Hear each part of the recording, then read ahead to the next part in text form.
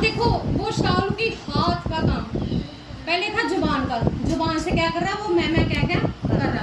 और जैसे वो शमूएल जो नबी था जो जाजक था उसके घर में आया, वो जैसे उठ के जाने लगा तो उसने उसके कपड़ों पर क्या पा लिया, हाथ, किसको मैं जबरदस्ती पकड़ लूं। बहन भाइयों, जो आशीष खुदा की तरफ से मिली है ना उसमें ही खुश रहना, लेकिन धक्के से हम आशीष ले, जब खुदा ही हमसे नाराज हो जाएगा, प्रभु के सेवक लोग ही हमसे नाराज हो जाएंगे तो हम आशीष कहां से ले पाएंगे? नहीं ले पाएंगे ना, क्योंकि जो थोड़ी सी कड़वाहट, थोड़ी सी बड़बड़ाहट हमें खुदा से भी दूर करती है और हमें खुदा के नबियों से भी क्या कर देती है, दूर।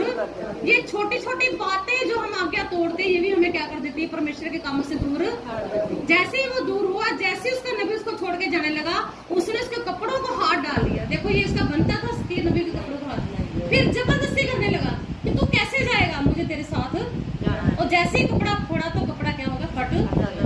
आते हुए उससे मिलने को गए और कहने लगे, क्या तू मित्र भाव से आया है कि नहीं?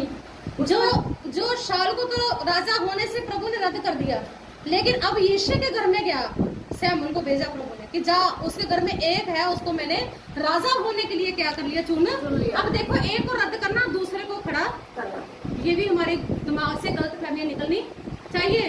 अगर आज हम प्रभु की सेवा कर रहे हैं, एक दिन हमारे अंदर घमंड भी आ जाएगा ना, ज्यादा बड़बड़ाहट आ जाएगी, ज्यादा कुड़कुड़ करना शुरू कर देंगे, तो आपकी जगह को छोड़कर, आपको छोड़कर वो दूसरे को खड़ा कर, ये भी हमारे दिमाग में हमेशा क्या होनी चाहिए, बात होनी चाहिए।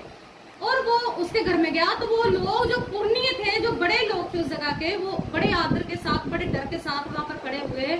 उन्होंने क्या आप मित्र भाव से हमारे घर में आए हो, क्योंकि उनको पता था नबी के घर में आना, या तो नबी आशीष लेके आएगा, तो यहाँ नबी चेतावनी लेके दुनियादारी से क्या किया, अलग किया।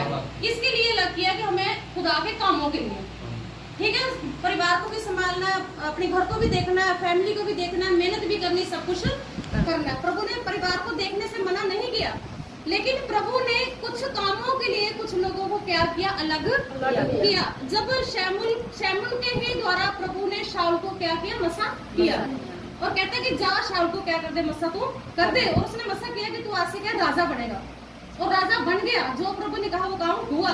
लेकिन कुछ समय के बाद वही शमूएल के पास, वही नबी के पास खुदा का वचन पहुंचा कि मैं उसको मसा करके उसके लिए क्या कर रहा हूँ, पछताता हूँ। हमने देखना है कि कहीं खुदा हमें दुनियादारी से लग करके पछता तो नहीं रहा, लेकिन खुदा पछताता क्यों है? क्यों खुदा नाराज है? क्यों खुदा हमसे ग्रंथ है? क्यों प्रभु की आत्मा हमसे खुश नहीं है?